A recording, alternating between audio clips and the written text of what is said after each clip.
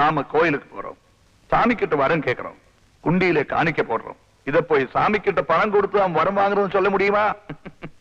என்ன பொறுத்த வரைக்கும் சாமி கிட்ட வரம் வாங்குறதும் ஜனங்க கிட்ட ஓட்டு வாங்குறதும் ரெண்டுமே ஒண்ணுதான். என்ன சொல்ற? ஆமா.